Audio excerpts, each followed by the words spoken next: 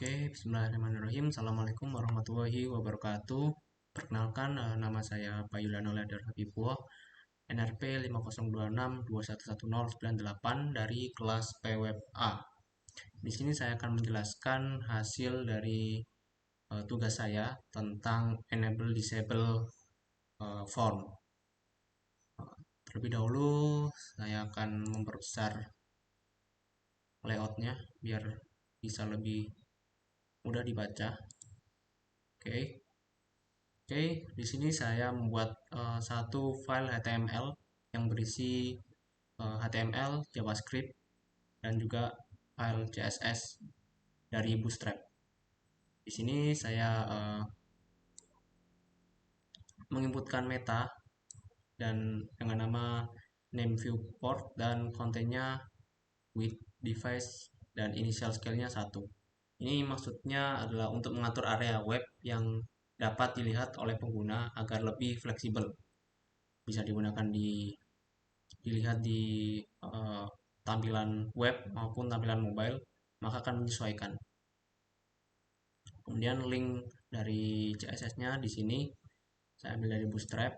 Kemudian untuk file-file yang lainnya, JavaScript yang lainnya, saya juga import dari Bootstrap. Kemudian di script yang function ini, oke, di function saya buat dua function. Yang pertama itu function check from dan yang kedua function disable enable. Oke, saya akan jelaskan yang pertama tentang function check from terlebih dahulu. Nah, di check from ini terlebih dahulu saya inisiasi variabelnya dengan menggunakan let. Saya menggunakan let di sini karena cakupannya terbatas pada blok atau scope yang lebih kecil daripada var. Kemudian awalnya kita beri true karena di setiap if jika salah akan keluar false. Jadi awalnya kita anggap semua itu true. Kemudian di dokumen getElement ini mengambil elemen dari ID tertentu, semisal error nib. Sini di setiap error nib maka akan diambil elemennya. Oke.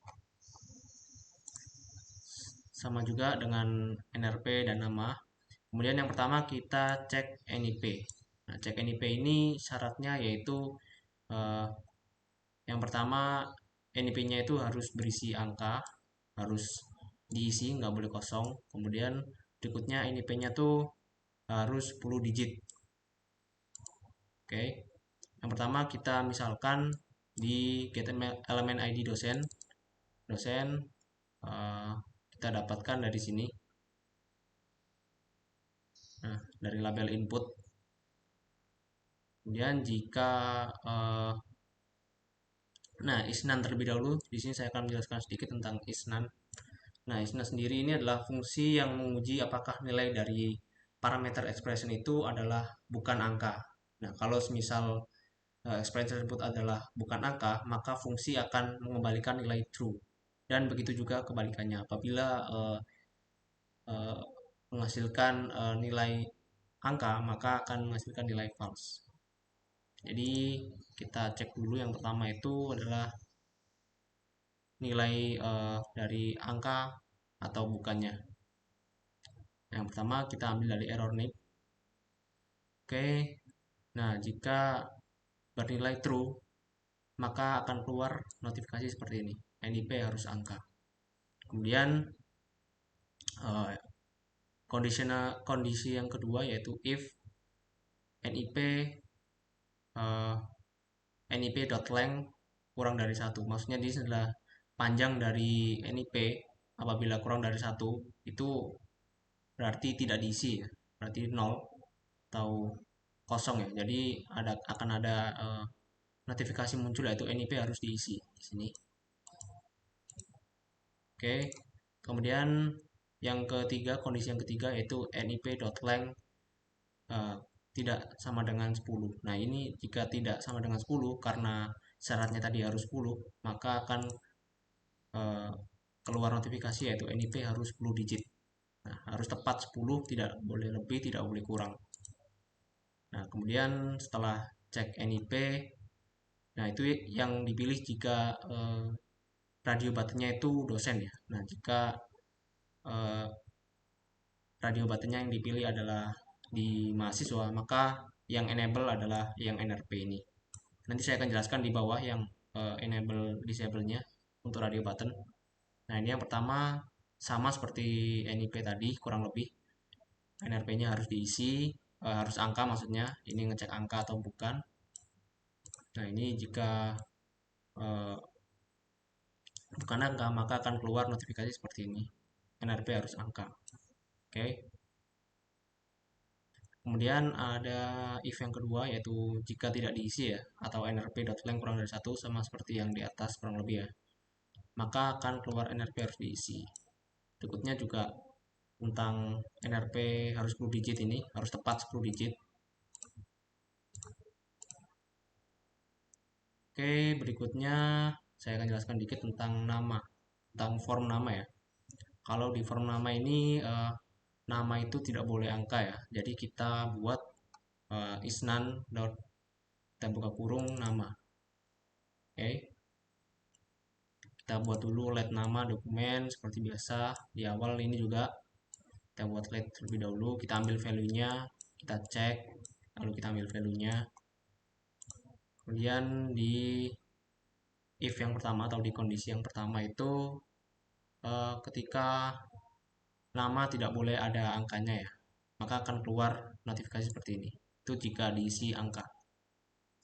Kemudian ketika if nama.length kurang dari 3 atau jumlah hurufnya itu kurang dari 3, maka akan muncul notifikasi seperti ini. Nah, setidaknya itu harus 3. Sama dengan 3 atau lebih dari sama dengan 3. Oke. Kemudian nama.length ini kondisi di mana form dari nama itu harus diisi. Kita kasih syarat seperti ini. Oke.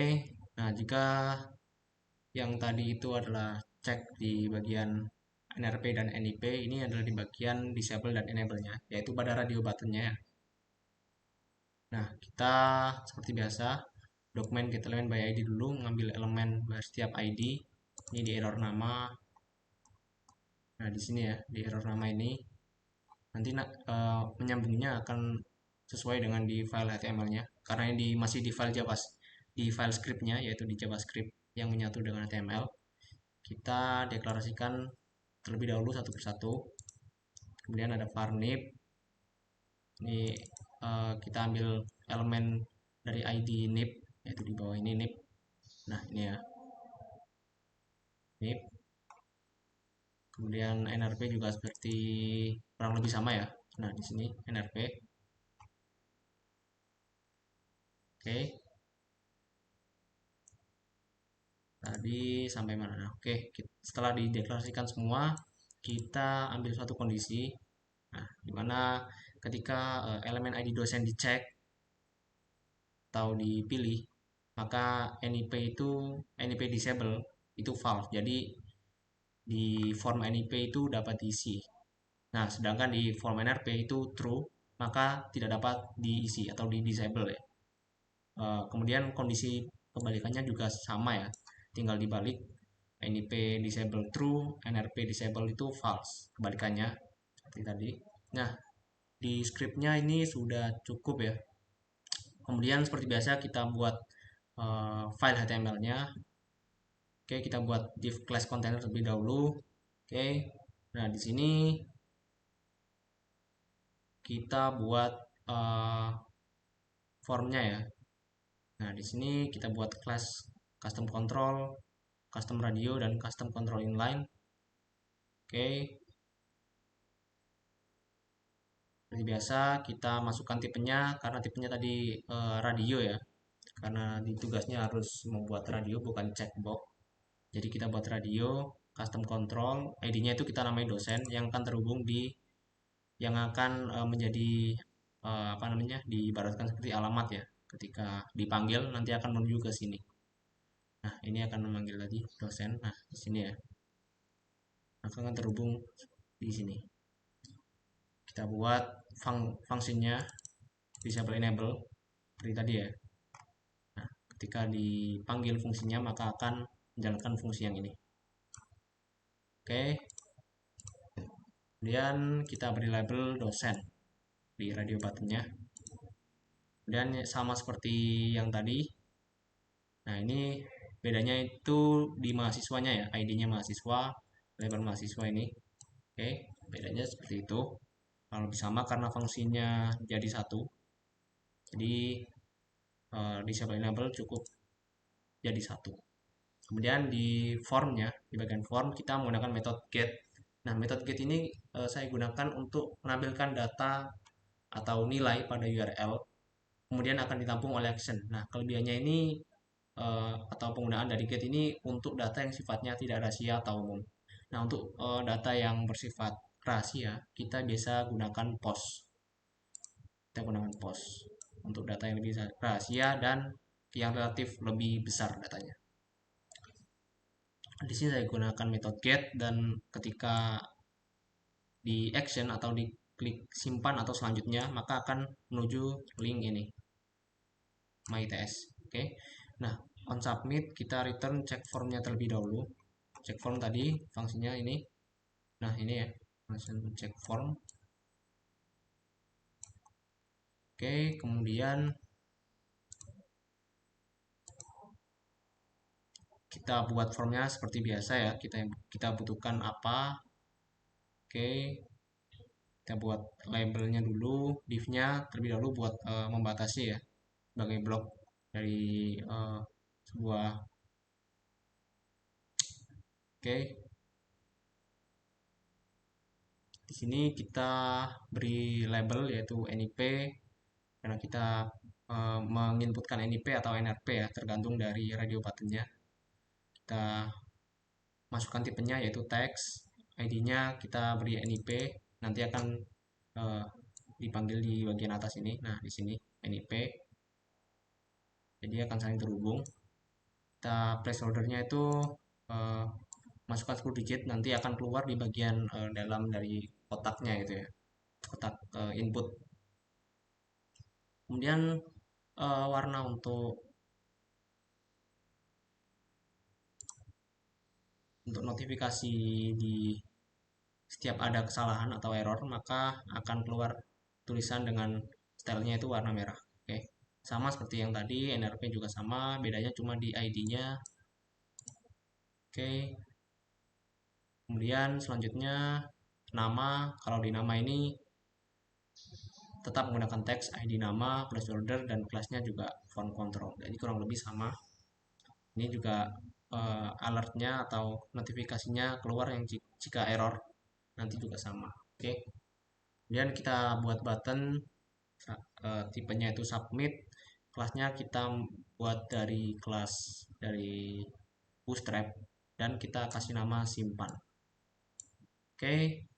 Selesai seperti ini kurang lebih. Dan ketika kita jalankan terlebih dahulu. Nah, seperti ini. Jika kita memilih role dosen, maka NRP akan di disable seperti yang saya tulis tadi. Nah, berbalikannya jika mahasiswanya yang dipilih, maka NRP-nya yang disable, tidak bisa diisi ya. Oke, kita coba NRP-nya kita masukkan 1 digit saja. Karena tadi syaratnya harus 10, maka ini tidak akan terkirim. Nah, NRP harus 10 digit. Nah, ini kita coba 10 digit ya. 4, 5, 6, 7, 8, 9, 10. Nah, oke. Berikutnya, nah karena namanya masih kosong, ini ada muncul 3 syarat atau 3 notifikasi. Nama tidak boleh angka, nama setidaknya harus lebih dari 3 huruf. Kita coba jika namanya 2 huruf ya, A, B misal. Nah, maka akan muncul lebih dari nama harus lebih dari 3 huruf ya. Nah, apabila kita masukkan angka di bagian nama, maka akan muncul error karena fungsi dari isnan tadi ya. Oke. Nah, jika kosong maka akan keluar ini ya, nama harus diisi ya. Oke. Kita coba isi Liliano. Maka kita kirim, harusnya ini akan terkirim dan merefer ke website MyITS. Nah, oke. Jadi untuk tugas kali ini sudah selesai dan tuntas. Cukup sekian video tutorial dari saya. Terima kasih atas perhatiannya. Wassalamualaikum warahmatullahi wabarakatuh.